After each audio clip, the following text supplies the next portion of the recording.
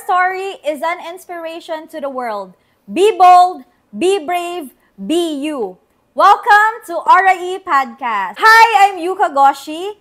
And right now, meron tayong tao na i-interviewin at kailangan malaman natin kung gaano ka exciting yung journey niya sa ginagawa niya right now. So, sa mga hindi nakakaalam at sa mga professionals natin dyan, ayan, kaway-kaway, sa mga viewers natin dyan, sa mga happy partners natin, sa lahat ng mga coaches, sa lahat ng mga Millionaires Club member at sa mga kapatid kong councils, and of course, sa ating founders, Mentor Tanya, Mentor Binjun Bunagan. So, hello po sa inyong lahat, guys. So, anyways, itong tao na ipapakilala ko po sa inyo right now, actually, napakalaking ambag po niya kung bakit nandito po ako ngayon sa harap nyo.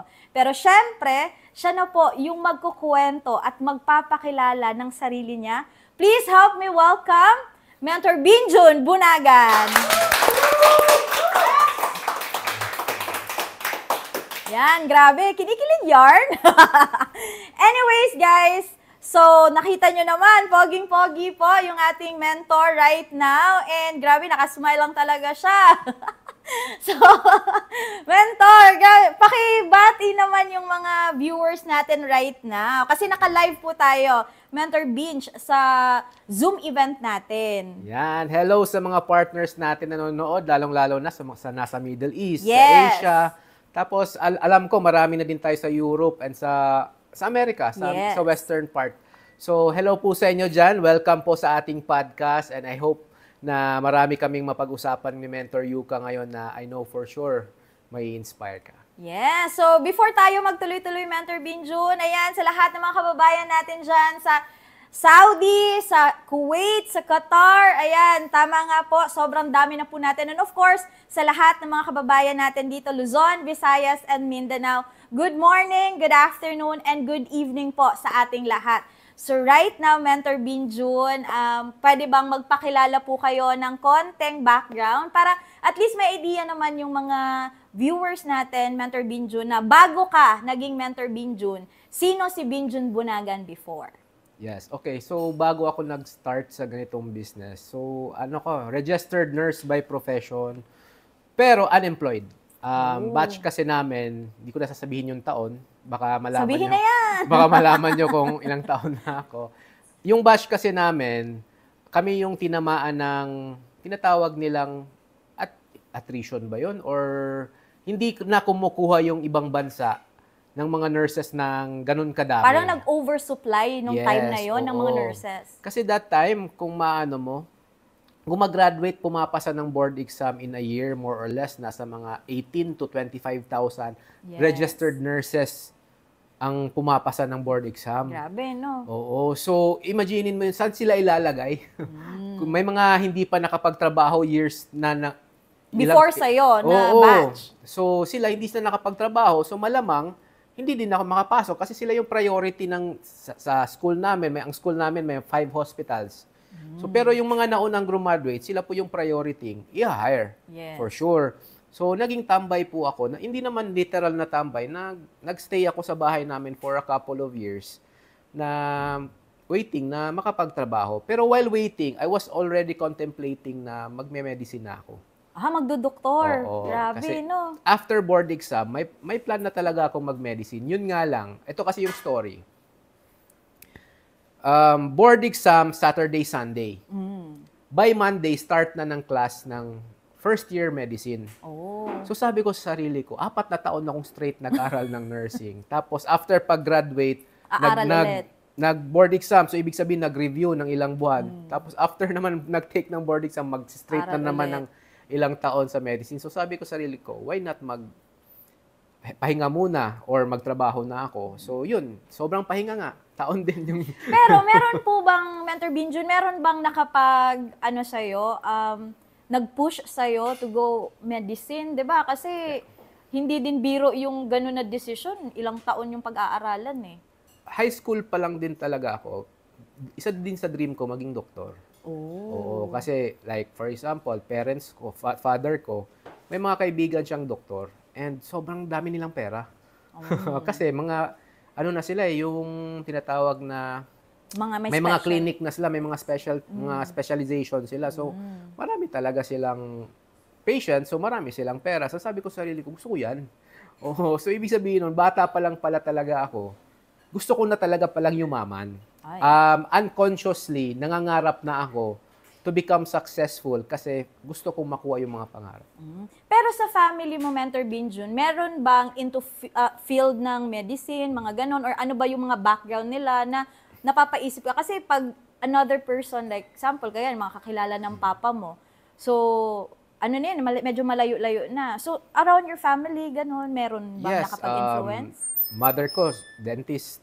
Oo. Pero hindi din siya nakapagtrabaho kasi naging siya, housewife. And may tito-tita ako na nurses. Mayroon din akong lolo ko ba yun or tito na doktor. So actually sa family namin marami namang nasa medical field. Kuya ko ilang years din siya sa medical course niya, Radtech. So yung mga nag-X-ray. Meron din pala talaga. So malaking yun, impact na bata pa lang nakikita na ng gano'n. Kasi like sa akin personally, kaya lang din naman pinupush ako dati na mag-nurse kasi kagaya nga niyan Mentor Binjun, that time uso talaga yung nursing. 'Di ba? Yung parang pag nag-nurse ka, talagang parang sureball yung future mo. Kasi binibenta na nila yung American dream Yes. Na pag nag-nurse ka, makakapunta ka ng Amerika, kikita ka ng malaki, which is pagbata ka, yun talaga gusto mo talaga makapag-Amerika kasi amoy pa lang ng mga parang iba yung amoy, no? Oo. Iba yung smell. Yes. So, ganda talaga mag-Amerika. Pero later on, iba pala talaga.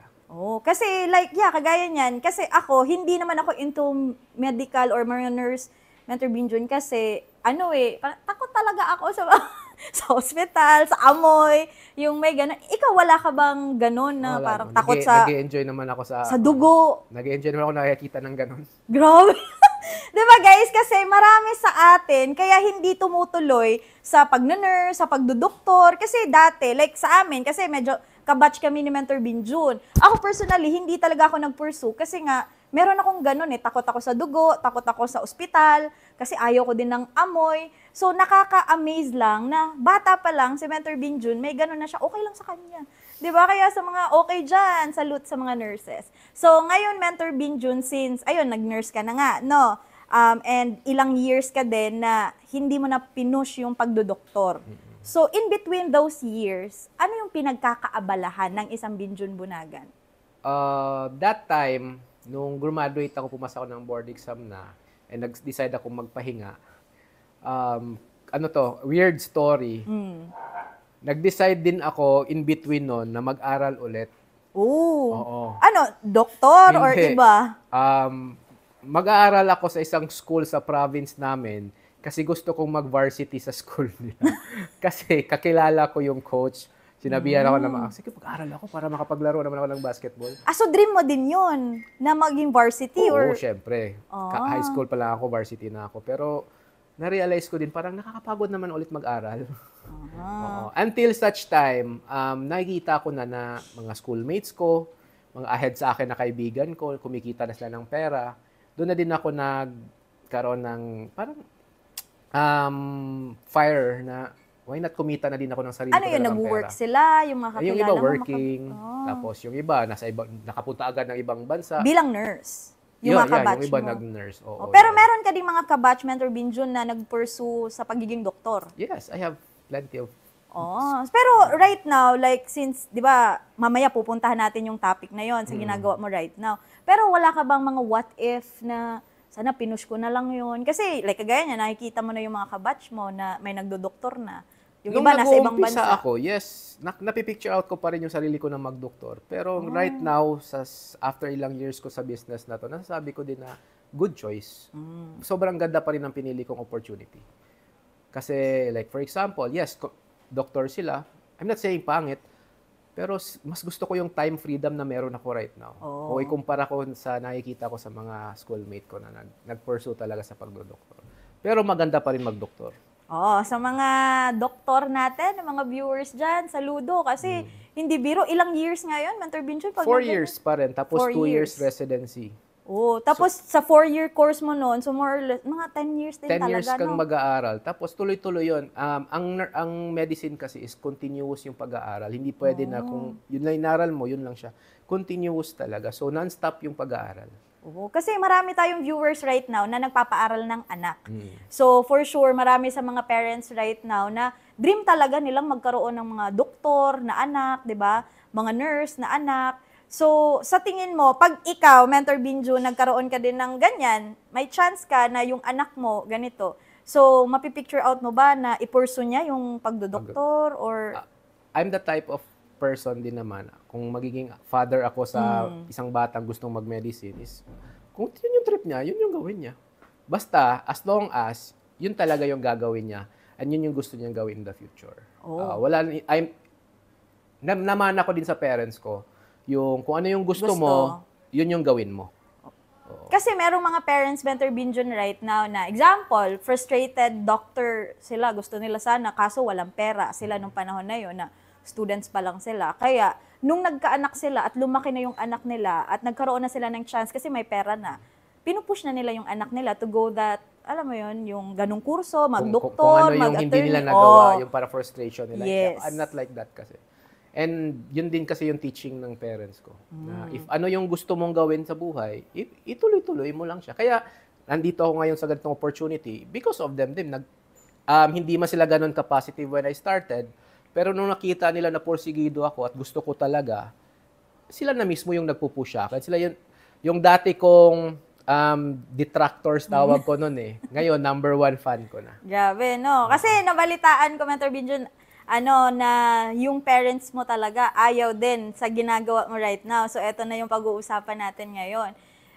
Syempre, nurse eh. So, ngayon natin malalaman, guys, na paano kumita yung isang nurse sa online business. Yes. So, Mentor Binjun, kagaya niyan, hindi mo natuloy yung pagdodoktor mo na supposed to be, yun yung napag-usapan nyo ng parents mo. Umabot ba sa point na nagalit din sila sa'yo? May ano din, may konting Nag-away. resistance din sila. Never namin pinagawa yan. Pero may resistance pa rin kasi naiintindihan ko din naman parents ko eh. Kasi #1, pinaaral nila ako para magtrabaho. Yes. Wala namang nagpaaral ng anak para pumasok sa ganitong klaseng ganitong platform, negosyo, di ba? oo. So, naiintindihan ko, pero pinaintindi ko din sa kanila bakit ito yung gusto ko. And nung napaintindi ko naman sa kanila, at yun nga, sabi ko kanina na nakita naman nilang porsigido ako, wala silang choice kundi mag-support na lang. Kasi ito yung sabi ko sa mother ko nun eh. Kung mag-uusap tayo, kung makikipag-usap kayo sa akin about naman sa ganyan, gusto niyo ako mag-abroad na, gusto niyo ako mag-ganito, ganyan, cut na talaga ang topic, hindi ako makikipag-usap sa inyo. Pero kung mag-uusap tayo about sa family natin, paano niyo ako matutulungan sa business na to, magkakaroon talaga tayo ng palaging, tawag dito, usapan ng mga ganyan. Pero kung ine-negative nyo lang ako, might as well, dito tayo mag-usap. Oo. Kasi Mentor Binjun, marami sa atin na, example, kagaya niyan, may degree. 'Di ba? License pa eh, no? So, marami sa atin na natatakot din sa ganong, alam mo yun, realization na, what if? Sayang yung pinag-aralan. Sayang. Kasi ilang taon din yun. May lisensya pa. Yes. So, hindi ka ba umabot sa ganong point? No. Meron kasi isang speaker dun sa office yung bago pa lang ako na narinig ko sinabi niya na at the end of the day, pag nag-order daw ako sa Jollibee, yung license ko sa pagka-nurse, di ko naman yan pwedeng sabihin sa ang tawag dyan, cashier na nurse po ako, ito po yung bayad. No, at the end of the day, ang kailangan hugutin, pera. Pambayad. So ang tanong niya, sabi niya sa akin, yes, professional ka, nurse ka. Ang tanong dyan, may pambayad ka ba ngayon? And that time, jobless nurse ako. So, Grabe, parang, talaga sa sarili. May lisensya. Oo. Pero, may pinag-aralan, pero yun nga lang, walang pera. Pero hindi ka nahihiya, Mentor Binjun, na, di ba, kasi pag professional ka, meron tayong tinatawag na professional pride. Yes. Di ba? So, pag, example, kagaya niyan, kung ako yung kausap ng isang Binjun Bunagan, and I'm not a graduate, wala akong degree, di ba? So, kasi undergrad ako eh. So, pag in-invite kita, kasi for sure, meron na nabalitaan ko, meron kang isang nakausap na high school graduate din. So, hindi ba yun yung parang naano mo that time na, parang, grabe, ikaw, makapag-usap ka sa akin ganyan, nurse ako lisensyado ako. May ganun ba sa utak mo? Nung first, yes. Oo. Parang nagja-judge ako based sa educational attainment. Yes. Pero nung nakausap ko yung high school graduate, nakausap ko yung ganito lang yung pinag-aralan niya, doon ko na kaya pala siya kumikita ng ganito kalaki. Kasi may alam siya na hindi ko alam kahit graduate ako, kahit may profession ako. Kaya nagkaroon ako ng, yun nga, sabi nila empty yung cup. And then being an open mind din. Yes. 'Di ba? Kasi kahit sobrang daming mga professionals right now na mga license, pero I salute and I respect sa lahat ng mga professionals natin. Hindi biro 'yun. Pero yun nga, kagaya ng sinabi mo kanina, Mentor Binjun, hindi siya nababayad kasi, no? Yes, Pag oo. nagugutom ka, even pag may emergency. And normal na may pride talaga yung mga professional. Which is, dapat lang may pride ka kasi pinag-aralan mo yun eh. Oh, ilang taon din mo yun. Ilang taon mo yung ginapang, ilang taon mo yung tinrabaho. So, dapat lang may pride ka, pero may hangganan lang dapat yung pride Hanggang na yun. saan lang dapat yun? Dapat marunong ka makiramdam na kamusta na yung bulsa mo, kamusta na yung ATM mo, kung wala bang nangyayari, kung meron bang nangyayari, kung walang nangyayari, baka pwedeng... Pero hanap ka hanggang na ibang saan yun, opportunity. Mentor Binjun? Kasi like, kagaya niyan, ako personally, 10 years akong empleyado Sa akin, yung naging wake-up call ko, kasi nanay na ako. Yun. Pero how about sa mga kagaya mo na single pa naman, though yung iba breadwinner, and yung iba naman, the same sa'yo na wala pang family, at hindi naman inuobliga sa family din nila, sa parents nila. Paano mo yun maaano sa kanila na eto na yung hangganan mo, dapat ganito ka na mag-isip? Yes. Yan yung pinaka-turning point din ng buhay ko. Yung sagot niyan is, 26 na ako that time. Oh. And na-share Parang may time clock ka. Na-share sa akin tong opportunity na to. And nasabi ko sa sarili ko, 4 to 5 years, magte-30 na ako. Wala pa akong napapatunayan sa sarili ko. So sa part ko, ikaw kung lalaki ka, nasa age ka na ng 30, dapat stable. Yes. Dapat kumikita ka na ng malaki. At least man lang, nakatira ka na sa mas magandang bahay. Di na nakikitira sa parents. Yes, hindi ka na nagko-commute, may sarili ka ng kotse. And that time, magto-26 ako, wala pang nangyayari talagang maganda sa buhay So, ko. nagko-commute ka pa at the age of 26? And I'm still nakatira pa rin ako sa parents ko that time. So, sabi ko sa sarili ko, ayaw ko ng life na ganun. Ang pinakagusto kong life is ako yung nagko-control.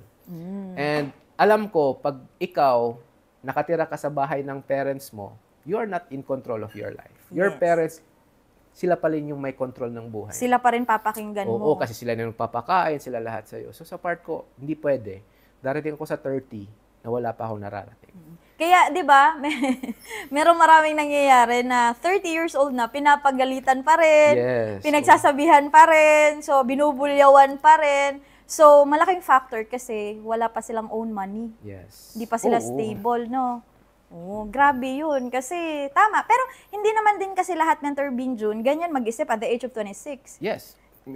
Meron nga, 30 plus na. And meron din akong kakilala, 20s pa lang, 18 pa lang. Grabe na sila mag-isip. Kumikita ng malaki, no? Oo. So, paano natin masasabi yun? I mean, sa edad ba? Sa background ba? Sa influence ba ng parents or sa community? Saan kaya nanggagaling yung mga ganun? For me, it's sa mga napapagdaanan sa buhay. Kasi sa akin, yun lang din yun. Kaka-internet ko, na-realize ko, I'm not getting any younger. So, young pa rin naman ako, pero ayaw ko talaga ng life na nasa 3 dekada ka na, tapos wala pang nangyayari. Baka may iba din. May iba nga, sa 40s na nila yan na experience. Yes. O may kanya-kanyang timeline din kasi. Tama. Pero, ayan, kagaya niyan, Mentor Binjun, since nurse, tapos nag-online, dati, for sure, meron ka ding experience kagaya ng iba na pag sinabing parang nag-online ka, so ibig sabihin, nagbebenta ka dyan ng mga sabon, nagbebenta ka ng mga kung ano-ano dyan. Tapos sa itsura mo, di ba, pogi, may pinag-aralan, parang nakaka-insulto ba siya? At first, maiinis ka. Kasi, Hindi pala insulto, inis talaga. Oo, kasi sa part ko, batch namin may GC kami. Batch namin ng nursing. Oo, may GC kami. Bago ako pumasok sa ganitong platform, sobrang active nila sobrang active namin sa GC pag nag-chat ako doon. Talagang Nakikipagbiruan pa, mga kabastagan. Ini-entertain pa. Pero nung nasa networking na ako, nasa ganitong platform na ako, Nilalayuan ka na ba? pag nag-chat ako sa GC, wala nang Nagre-reply. nagre-reply. Scene mode ba? Scene mode na lang. And may isa akong classmate, sinabihan ako na parang ang cheap naman na nag-aral ka ng nursing tapos ngayon nagbebenta ka ng sabon, nagbebenta ka ng food supplement, para daw bumaba ako. Nag-degrade, no? Nag-degrade daw ako. Sabi ko naman hindi kasi at the end of the day, ang pinaka-importante kumikita ka. Correct. Oo. And doon ko talaga nasabi na mahal ko pala talaga tong ganitong opportunity. Oh. Kasi unconsciously dinidefend ko na siya. So doon mo na malalaman, Yes, no, na napamahal na sa'yo. Pero Mentor Binjun, nung mga time na yun nga, sinasabihan ka na nagbebenta, hindi mo ba naisip na, oo nga, no, parang ang cheap naman ang ginagawa ko? Kasi, kagaya niyan, hindi basta-basta yung school nyo sa Cebu. Yan, sa mga taga Cebu dyan, guys, sa mga yung gabi dyan, sa mga Bisaya. Actually, yung school ni na Mentor Binjun, schoolmate sila ni Mentor Tanya. And yung school nila, sa pag-nurse nila, guys, is isa sa pinakamahal na school sa Cebu. Hindi talaga biro. Pag nag-aral ka doon, mayaman ka talaga. Yun yung dating nun. So, paano mo naitawid yun, Mentor Binjun, yung ganun? Kasi, okay yun eh. Ang iniisip ko na lang, si Upline Tanya nga, networking eh. Ako pa kaya. Diba? Pareho lang naman kami ng school. So, kung ginagawa niya, pwede ko din gawin. Pwede din, no? Kasi yung iba, pag ganyan, talaga eh, like sa akin, personally, may mga kabatch ako na mas may pera sa akin dati, di ba? So, pag nakikita ko sila, talaga, iinsultuhin ka din, pagtatawanan ka din. And same lang naman kami na experience ni Upline. Ni Mentor Tanya. Ganon din yung experience niya. So, lahat ng mga kadalasan na nag-uumpisa, may diploma or mapa-lisensya, or hindi nakapagtapos, the same na pagdadaanan yung ganon. Yes, oo. Kasi marami sa mga friends natin, sa mga kakilala natin, is uninformed sa ganitong business. And technically, pag ang tao uninformed sila sa isang bagay, ang pinakauna nilang reaction is to parang pangit yan. Ayaw ko. Kasi hindi nila alam. And kailangan mo lang din maintindihan na ganun talaga yung reaction ng tao. And sa part ko naman is, nag-e-educate lang naman tayo. Hindi naman tayo na... Hindi naman pinipilit, no? Oo, nag-e-educate. Yun talaga ang mindset ko. I'm not selling anything, I'm educating. Nag-e-educate lang po ako. Oo, kasi kagaya tama. Merong uninformed, hindi talaga nila alam yung ginagawa natin. Meron ding misinformed, narinig lang nila, pero hindi tama yung naririnig nila. And yes, I respect kasi meron din talagang mga hindi din magagandang story. Mentor Binjun, hindi naman natin maiiwasan talaga yun. Yes. Pero hindi naman siguro lahat. Paano mo na-differentiate, Mentor Binjun, yung ganong part na yun? Kasi, di ba, as lisensyado ka, matalino eh, di ba, pag nurse, kasi hindi biro yung pinag-aralan. Paano mo nasisiguro na tama yung napili mo? Technically, sa part na yun, iniisip ko na lang din na kung si Mentor Tanya, siya yung naging example ko talaga kasi siya yung nauna kasi kabatch mo din siya. Kilala mo talaga siya, no, sa school. Same kami, pinasa yung board exam. Same kami, pasado sa school namin. So sabi ko, hindi naman siguro niya ipagpapalit yung pinag-aralan niya, yung tinake niya ng board exam, sa isang bagay na hindi totoo.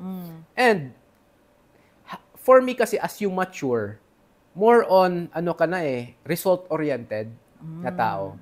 Hindi ka na yung tipo na tao na kung nag-mature ka talaga hindi ka na yung nakikinig lang sa chismis ng iba. Yes. So kung makikita mo yung result talaga ng tao na nakakilala mo, maniniwala ka talaga. And sa part ko, nakita ko kasi, more on chismis kasi yung sinasabi sa akin negative ng about mga this business. Iba. Oo. More on, hindi ka dito, yayaman. Kasi nangyari sa kakilala. Oo. Pero sa part ko, nung nakita ko si Mentor Tanya and she became successful, gumanda yung buhay niya, and gusto ko yung lifestyle na ginagawa niya. So, sabi ko, ito talaga tamang landas. Kasi ba't ako makikinig sa chismis? Ito, facts talaga, actual talagang nangyayaring maganda. Pero sa edad mo, Mentor Binjun, kasi magti-30 ka pa lang that time eh. And then, hindi ka... 25. Wow, 25. Sige, 25. 25 ako that time. 25 siya that time. Sorry na, guys. Ayaw talaga niyang malaman yung edad niya. Kasi yung magti-30, 29 na yun. Sige. 25. So, nung mga time na yon, kasi, syempre, nabanggit ni Mentor Binjun, result-oriented. For me kasi, yung pagiging result-oriented, I think, nagkakaiba-iba siya sa bawat tao. Kasi like, masasabi natin, Mentor Binjun, na result-oriented tayo, like ako, kasi, di ba may iba't ibang personality yung tao. So, tayo is red. Yes. Oo. So, meron tayong mga kakilala or kabatch natin na, talaga, gusto ng fun. Yeah. 'Di ba? So, pero ikaw, dumaan ka ba sa ganun? Of course. Kasi ako, dumaan, pero lang yun parang months lang siya Hindi talaga yung taon na talagang fun, ganun. I'm just very lucky kasi nung college days ako, doon ko dinaanan yung fun. So sa 4 years na yun, Oo, so sinulit talaga, no? Yes, oo. Kaya nung dumating na ako sa 21, 22, 23, parang nag-mature ako sa ganung klaseng fun na more on nag-result-oriented na ako. May iba kasi, puro study lang nung college. Kaya after college, doon na nag-fun. Nag-fun. Hanggang umabot na ng 30, fun pa rin. Diba? Sa part ko lang, sa college ko kasi siya in-experience. Kaya, parang maswerte din ako na ginawa ko yun. Kaya pwede pala, joke. Pwede. Diba? Kasi like sa akin, personally, magkaiba kasi kami ng experience ni Mentor Binjun kasi kagaya niya, na-experience niya sa college life niya yung fun, 'di ba? Like sa akin kasi nung nagtatrabaho na ako. Kasi nung college ako, wala talagang time kasi working student ako nung college Kaya kahit na imbitahan ako ng mga friends ko, ganun, parang gustuhin ko man pero mas pipiliin ko yung work ko kasi kailangan ko ng pera. Oo, so pero sa kanya, 'di ba? Alam mo 'yon, pwede pala, no? Kasi yung iba sa mga kabataan natin right now, I think meron din talaga dapat hangganan. 'Di ba? Kasi yung iba umaabot pa sa point na gaya ng 25 na, 30 na, 35 na, yung iba may anak, fun pa rin. It's okay. Pero hanggang saan lang yung ganun, Mentor Binjun? May ganun ba na Depende pa rin sa tao Oo. Depende kung na-deprive ba sila sa fun nung bata sila. And basta ako, nung bata ako, na-enjoy mo? Na-enjoy ko talaga. Pero how about yung mga tao na hanggang ngayon fun pa rin? Parang whole life nila. Na-deprive siguro yung mga taong yun sa kabataan nila ng fun. Kaya ngayon sinusulit nila. Pero, yun nga, kanya-kanya. Kanya-kanyang path. Kanya-kanyang gusto, kanya-kanyang trip. And sa part ko is, yun nga, sabi ko kanina, magto-26 na ako, gusto ko nang magkaroon ng yung masasabi kong akin. Masasabi na result na akin. Kasi like kagaya niyan, meron bang factor pag anak ka ng, example, mama mo, dentist, di ba? Tapos papa mo, accountant. And halos lahat ng family mo, talaga may mga profession. So mga professionals talaga. May factor ba siya sa kung ano ka ngayon? Of course. Of course. Kasi number one, nakita ko father ko na he's making money na malaki. Gusto ko din ng ganon. Nakita ko sister ko na malaki din yung sinasahod niya. Gusto ko ng ganon. Six-figure din, no? Yes. Nag-work. Mga tito-tita ko, abogado. Tsaka judge yung isa, maganda yung buhay nila. So, yun yung naging ko. Yung parang pattern ko din ba na parang ginawa ko silang standard. Pero standard na gusto kong malampasan. Na sila, na ganito yung buhay nila at the age, ito yung age na, ito yung buhay nila. Gusto ko, mas bata, magawa mas mo maganda siya. Yung buhay. Na mas maganda yung magiging result. Oo. Kasi yung iba, Mentor Binjun, pag ganyan, goods na sila. Di ba may mga kabataan na pag okay na yung family, makikiride on na lang. Bakit ikaw hindi? Gusto ko magkaroon ng sarili kong akin Kasi ang mindset ko noon, alam naman natin may mga mana-mana Yes, totoo Pero yan. kahit gaano kayaman yung parents mo, kung tatlo kayong magkakapatid, i-divide pa rin naman ng tatlo yun. So hindi mo talaga maaangkin lahat. So sabi ko, pag i-divide to ng tatlo, wala pa rin naman, hindi naman ganun kalaki. So kailangan magkaroon ako ng sariling akin na ako talaga yung gumawa with the help of the community na may sarili ka talaga akong pera na akin talaga. Sa point of view ba ng lalaki, Mentor Binjun, since nakita mo yung papa mo na successful sa profession niya, bilang anak, meron ka bang gustong, alam mo yun, yung gusto kong patunayan sa parents ko na kaya ko din? Meron, pero ang teaching kasi ng father ko is, yun nga, sinabi ko din kanina to, na if meron kang gusto, gawin mo, na huwag kang mag-expect ng tulong ng iba. Kasi so, independent dapat? Oo, sobrang independent. Ako talaga sobrang elementary pa lang ako kung nagpapa-enroll sa sarili ko. Grabe, Hindi pera no? ko. Parang ikaw lang pumupunta ng pumunta ng school. Pero kapatid ko, kailangan talaga kasama ng mama ko. Ako talaga ayoko nang may mama na Ba, nahihiya ka ba? Kasi barako ka or Hindi, ano? no. Sa akin kasi, pag nagde-depend ako sa iba, hindi ko nagagawa ng maaga yung gusto kong gawin. Parang mag-aantay ka pa. Mag-aantay ako kung kailan gusto ng mother ko pumunta ng school. Kung kailan yung time na vacant. Mas gusto ko na maaga matapos lahat. Kaya ganun yung mindset ko. And yun din yung teaching ng father ko. Like for example, gusto kong matutong magbike. Never ako tinuruan ng father ko magbike. Natuto ako sa sarili ko. Own experience. Oo. Ilang beses kaya ang dami kong Gas-gas. dito sa sikod. Sa pagbabike-bike ko yun. Kaya sobrang, ganun lang din talaga naging teaching ng father ko. And palagi ko din sinasabi na magiging successful din ako katulad mo. Nangyari naman, no? Yes. Different path nga lang. Different path. Pero eto, Mentor Binjun, pag-uusapan natin yung sa online naman na ginagawa mo for ilang years na? 10 years. 10 years. So, isang dekada na din. Ano yung smooth sailing ba siya? Nung pag-start mo agad, boom agad? Kasi yung iba, yun yung expectation eh. Lalong-lalo na pag may may diploma ka, matalino ka, 'di ba? Pag may dating ka na, so feeling mo, eto pag gagawin ko to, kailangan resulta agad. So, ganun ba yung nangyari sa'yo? Resulta agad or ano? Mabilis yung naging result pero hindi agad. So, i-explain ko kasi nung nag-uumpisa pa lang ako, marami ding challenge. Oo, number one is yung pag-a-adjust sa culture. Bakit? Ano ba Ang culture kasi ng ganitong business is palagi kayo pupunta ng opisina, makikinig ng training, puyatan. Which is meron din naman sa pagtatrabaho, pero yung palaging pagpunta ng opisina, kasama yung mga talaga, culture shock at first. Pero, tapos may papalakpak pa yan. Oo, kahit nga ako nung first time ko, ba't may pumapalakpak?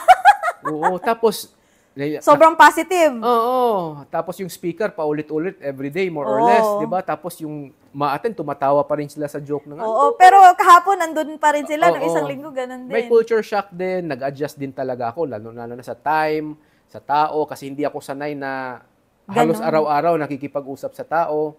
And ito talaga yung challenging mo. Oo, ang naiisip ng iba, the moment they join, lahat ng iimbitahin nila magjo-join. Oh. Ganon din naging mindset Ganon din.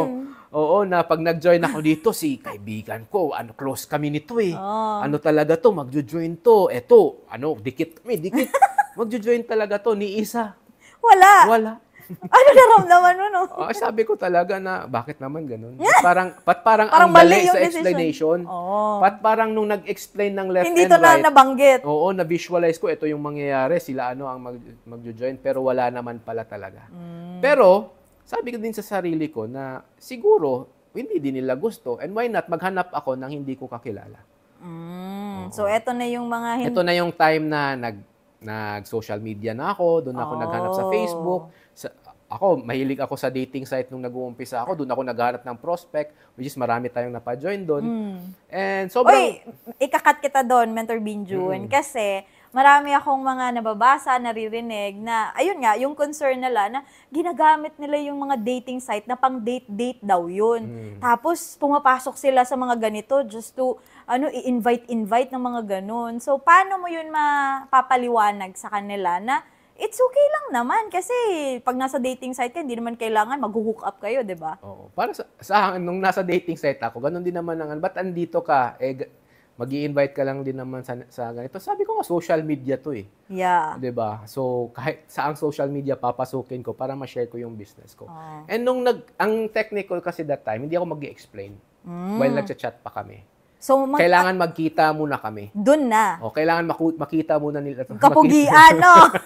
Bago ma-judge. Makita muna nila to para doon na sila magde-decide. Pero pag nakita din naman nila, doon ko na ini-explainan kasi mostly mga nami-meet ko may trabaho. Yes. Maganda yung posisyon. Oo. So, pag na-explain ko na, naiintindihan nila, doon na din sila nagde-decide. Pero marami bang mga chances, Mentor Binjun, na kagaya niyan, pag nagmi-meet up, lahat ba nag-join or lahat ba naintindihan na ganun lang pala yung mo?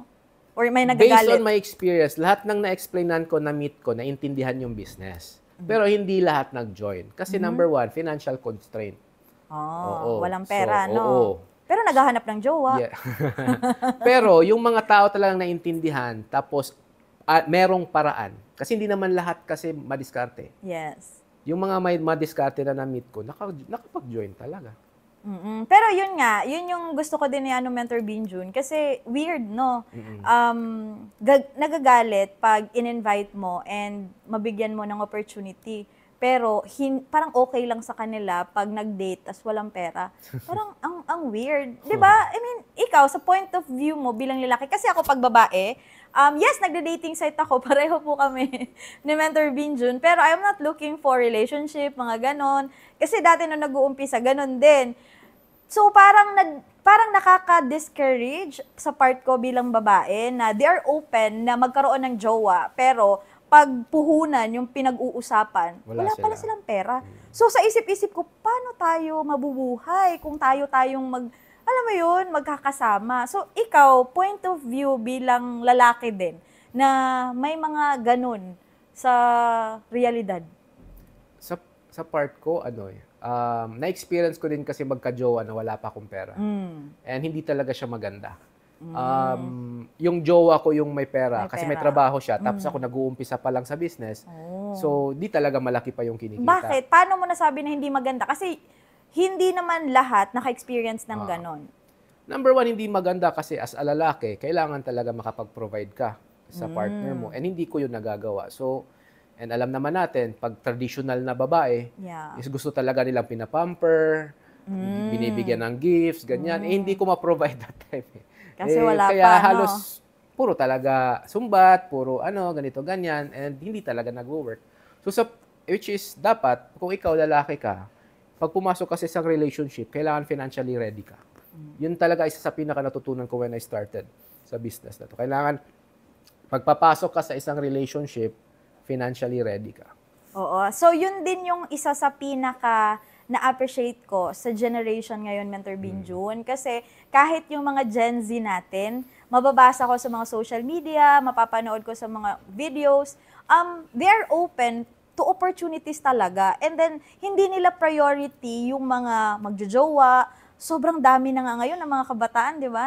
Milyonaryo, di ba? Nagninegosyo. Dati, nung kabataan ko, nagtatrabaho ako. Ikaw, nag-i-enjoy, di ba? So, ang laki ng difference ngayon, which is good. Yes. Pero hindi lahat. I-continue ko lang yung sinabi mo. Malaki kasi tulong talaga ng social media. Kasi sa panahon ngayon. Nung panahon kasi natin, kaya hindi tayo ganun ka business-minded. Kasi ang napapanood lang naman natin sa TV, wala namang business eh. Diba? Rimar, hindi nga natin kilala yung mga richest people in the world, diba? That time. Kasi mga cartoons lang naman napapanood. Pero yung generation kasi ngayon, nakikita na sa social media yung pagyaman, kumita ng ganito, mga sports car. Nakakita lang tayo ng sports car pag may dumaan sa daan eh. Yung yung Vita, red. Diba? Kaya wala talaga hindi natin na-visualize yung pagyaman, yung pagbi-business. Sila kasi nakikita na nila palagi sa social media, which malaki talaga tulong ng social media. Pag nagagamit ng maayos. Yes. Kasi meron din namang iilan din na nagagamit sa hindi naman maganda, Mentor Binjun, no? Kaya siguro talagang din siya, guidance din talaga. Yes, guidance. Malaking factor din yun ngayon, no? Kasi like sa iyo dati, since sa atin wala namang social media, kaya tayo, talaga sa parents natin, yes ma, yes pa, ganon. So ngayon, ano yung masasabi mo sa mga audience natin na may mga Gen Z na mga anak, mga kabataan? So, for me, kung parent ka, i-limit mo yung papanood sa social media ng anak mo. Like what videos? More on focus ka sa informative videos, hindi yung puro kalokohan lang. Oo, kasi yun nga, maraming nahuhook sa pagyaman ngayon na Gen Z, pero marami din namang nahuhook sa pranks. Oo nga. Kasi meron yung pang marami palagi. napapahama. Yeah, yun yung palaging pinapanood. So ikaw as a parent, it's your responsibility na kailangan ma-monitor mo pa rin yung pinapanood ng mga anak mo. Kasi malaking factor din talaga yun, guys, 'di ba? Sa lahat ng mga viewers right now, lalong-lalo na sa mga viewers natin, Mentor Binjun, na mga OFWs, malayo sa mga anak nila. Paano nila yun magagawa ng mga ganun? Yun lang. Pinaka-best nilang gawin is more on, kailangan talagang lang kausapin. Communication talaga. And ako personally, bilang nanay, I don't know sa ibang phone, kasi pag Apple, na ano mo yun, Mentor Binjun pwede mo siyang i-restrict, mga ganon. So, mamomonitor mo siya. So, I don't know sa ibang pero yun, magagawa siya. Pero, pag OFW, I think, Mentor Binjun, malaking factor na yung mga kasama ng mga anak niya. Yes. Yung environment. Yes. Sa part ko naman, bakit ganito ako mag-isip? Kasi maganda yung naging environment ko.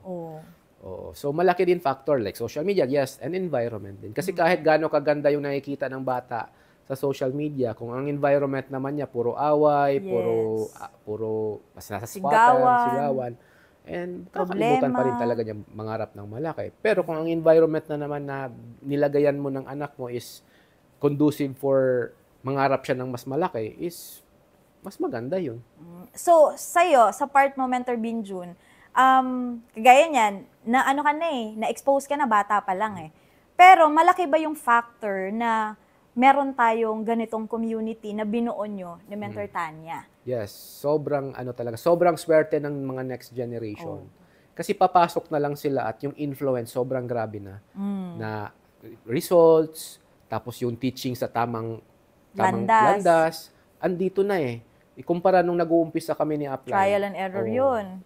Nag-uumpisa tayo, puro trial and error talaga yun. Pero, yun nga, sabi nga nila, lahat ng blessing ngayon, dahil yan sa mga challenges na pinagdaanan ng mga nauna. Nanatawid. Nanatawid. Nasolusyonan. So, ikaw, nanonood ka right now, kung ikaw, OFW ka, may anak ka, na gusto mong matama yung landas, nasa tamang community ka talaga. Ako mismo magsasabi nun, ang dami ng mga kabataan dito na natuwid natin. Gumanda yung buhay, kumita ng milyon, kumikita ng 6 digits. Hindi lang kabataan, kahit OFW, kahit na may edad na nga nagagawa pa rin natin yun. So, sobrang ganda talaga ng may community na nag-guide. Mentor Binjun, hindi kasi natin na banggit kanina yung name ng online business na ginagawa mo for 10 years. Yes. Pwede ba, gusto mo bang mabanggit siya? Or... Oo, syempre. I've been doing AIM Global for the past 10 years. Networking talaga, network marketing na ang daming umaayaw pero ang dami namang napayaman na business. I agree. So for AIM Global, 10 years and I'm very proud na Eto, Mentor Binjun, nabanggit mo siya, 10 years. Si AIM Global Group of Companies is already 18 years na this year. Hindi ka nauna. Yes. Pero paano mo siya nagawa? Kasi maraming nagsabi, sa nauna lang yan. Masasabi mo lang yan kasi nauna ka di ba? Ganon. So, paano mo napatunayan yon? At napatunayan mo ba talaga? Oo. Kasi ang mindset ko noon, nung nag-uumpisa ako, sabi ko, yes, totoong may nauna. Kasi marami yung nagpapahuli. Tama. Kaya marami talagang, mayroon talagang nauuna. Sa part ko naman, kahit nauna ka pa, kung mas masipag ako sa'yo, kaya kitang maunahan. Tama. Oo. Kasi kahit sa work, ganun, di ba? Oo, kasi kahit na yung manager mo ngayon, kahit na matalino yan, pero hindi kasing sipag mo, for sure, ikaw yung papalit niyan bilang manager. Ganon din sa negosyo natin. Hindi naman pauna-unahan talaga For me, kung mas masipag ka, kaya mo talagang mauna. Like sa part ko, merong member dito nga, ako 10 years siya, magpa 5 years pa lang. Pero pumasok na siya sa top 20. Grabe yun, no? Meron din akong kasabayan. Actually, sobrang sobrang amazed nga ako na yung current top 1 natin sa AIM Global is ahead lang pala siya sa akin ng 1 year. Diba? So, ibig sabihin nun, halos kasabayan lang kami, pero nag-top 1 pa rin siya. Ibig sabihin nun, may mga nauna pa talaga sa kanya na naunahan niya. So, hindi siya sa una-unahan. Meron pa nga tayong, meron pa nga joke yung mga, natin, mentors natin, Mentor Binjun, na dapat lang na kikita din sila yung mga naunang nagsipag. Kasi sila yung naunang nag-decide. Kasi kung yung mga nahuli, yung kikita ng malaki, dapat lahat tayo, magpapahuli na tayo lahat. And tayong mga nahuli sa business na to, swerte. Sobrang swerte natin. Number 1, ang dami nang nagka-resulta na pwede natin ituro. Pag tinanong tayo ng mga invites natin, ng mga share natin, kung may yumaman na ba dyan, may gumanda na ba yung effective ba yung products mo, ang dami na nating pwedeng ipakitang example, mga testimony. Sila nung nauna, wala silang testimony kasi sila yung nauna Kaya medyo, talaga, hardcore talaga sila, no? Kasi pag sinabing, marami ngayon na magagaling talaga, Mentor Binjun, no, na mga nauna sa atin. And grabe yung result nila. And for me din, tama Deserve yun. din nila. Deserve nila. Kasi like, hindi sa generation natin, kasi yung sa generation natin, Mentor Binjun, hati tayo field and online. Sa next generation na binibuild natin right now ng mga kabataan, online. 'Di ba? So parang baby talaga sila, no? So ano yung nakikita mo, Mentor Binjun, na advantage nung mga hardcore, tas sa atin hybrid, tapos yung ngayon na onliner pure talaga? Anong difference nung tatlo? Mas mataas lang yung emotional quotient ng mga hardcore, yung mga nauna. Kasi number one, sa challenges na napagdaanan nila, tayo naman is nasa gitna. Nasasaktan pa rin pag every time may nangyayaring hindi maganda, pero kaya nang i-handle. Oo. Pero sa mga ngayon naman na nasa online, ang pinaka dapat talagang aralin nila or dapat i-improve is yung emotional quotient nila. Yes. Kasi number one, nasa online ka lang. Ang dali talagang mag-online. Lalo na sa mga partners natin ngayon, Mentor Binjun, na mga part-timers sa iba't ibang lupalop ng mundo. Ayan, iparinig mo sa kanila. Madali talagang mabilis kumita sa online, which is very true. Ang dali lang gawin yung business natin through online. Daming yumaman online. Yes. Pero kailangan mo din talagang i-improve yung emotional quotient. Ang tanong dyan is how, mentor? Paano siya gagawin? Anong ibig sabihin, Mentor Binjun, yung emotional quotient? Kasi maraming hindi din magigets yun. Yes. Yung pag-handle ng challenge. Ano yung magiging reaction mo kapag may problema? Ka? Yes.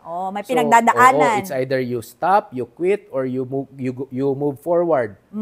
So kung healthy or maganda yung emotional quotient mo, you move forward. You fix the problem. Hindi ka magmumukmuk. So if mababa naman yung emotional quotient mo is magkukwit. Magkukwit, ganito, ganyan. Magmumukmok. So paano ba yan i-strengthen, mentor? Is more on talaga, sa training. So, kailangan mo talagang pagdaanan yung mga training. Kahit online man yan, basta andun ka sa training, pinakinggan mo yung training, pinasok mo talaga sa system mo yung training, tataas yung emotional quotient mo. Kasi, number one, sa training, ang mabibuild mo, belief. Yes. And after ng belief, yung commitment mo tataas. Pag tumaas na yung belief and commitment mo, yung emotional quotient mo talaga magfa-follow. Oo, kasi pag naniwala ka na, committed ka na, willing ka nang i-apply yung mga natutunan mo. So through application, may experience. Yes. So doon yung wisdom nun. 'Di ba? So ganun kaganda. So ngayon, Mentor Binjun, sa napag-usapan natin, and I know for sure marami ka pang gustong ikwento, 'di ba? Marami ka pang gustong i-share sa lahat ng mga viewers natin. Meron ba silang pwedeng abangan sa'yo? Abangan nyo yung yung mismong event mo, Mentor Binjun. So abangan nyo po sa mga partners po natin nanonood right now. Meron po akong segment once a month. Yeah. Tama na segment, which is Wolf of EC. Exclusive. Exclusive po yan. Ang maganda po sa event na po na yan is more on magfo-focus po ako kung paano po talaga ako nag-start. Yes. Paano from zero, from walang alam sa ganitong business to ngayon, anong nangyari sa akin? Ano yung mga nag-strengthen sa akin, nag-improve sa akin, paano ko yun na-improve, which is sa part ko, sobrang mahihain ako nag-umpisa ako. Malaki lang akong tao, malakas lang yung boses ko, pero nung nag-uumpisa talaga ako dito, mahihain ako. Paano ko yun na-improve? And yun yung gusto kong i-share sa lahat. Kasi maraming nagsasabi na hindi para sa akin yung business na yan kasi mahihain ako. Relate talaga ako sa kanila kasi ganun din ako Pero kaya natin yan baguhin. And yun yung pag-uusapan natin sa Wolf of EC natin na training. Yes, abangan natin yan guys ha. Pero syempre, before natin pakawalan si Mentor Binjun, any message sa mga mga members muna natin na makakapanood ng podcast natin ngayon? Sa mga members natin, thank you very much for watching sa podcast po natin. I just want to share this message na nabasa ko during nag-workout ako, naglilift ako ng weights, na panood ko siya sa TikTok, na sabi doon, learn to clap sa success ng iba and wait for your turn. Galing. Marami kasi sa atin na nandun pa rin yung yung parang kailangan siya ang bida. Oo, ikaw pala dapat maging bida ka. Guys, pag nag-start pa tayo, kung nag-uumpisa tayo, palakpakan natin yung mga naging successful. Tama. Kailangan natin pagdaanan 'yon. Kailangan natin i-experience 'yon. And darating din ng time na ikaw naman yung palakpakan ng mga tao.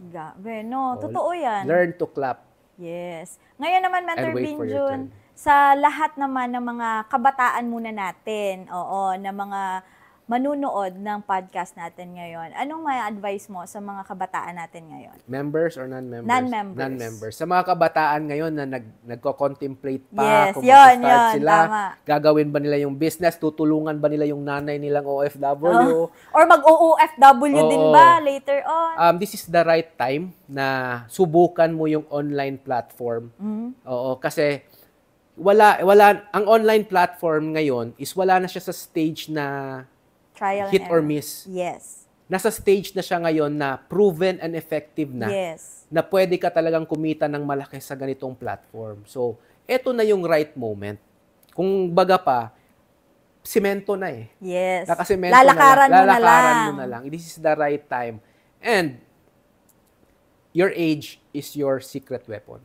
Tama, no? Oo. Kasi hindi na natin maibabalik yung Yes, lakas natin, yes. yung edad natin. Mm. So, sa mga kabataan dyan, ha, at sa lahat ng may mga anak dyan na mga magtatrabaho na or may balak na. So, ngayon naman, Mentor Binjun, sa mga professionals naman na kagaya mo. Yes, sa mga kabaro ko dyan. Oo.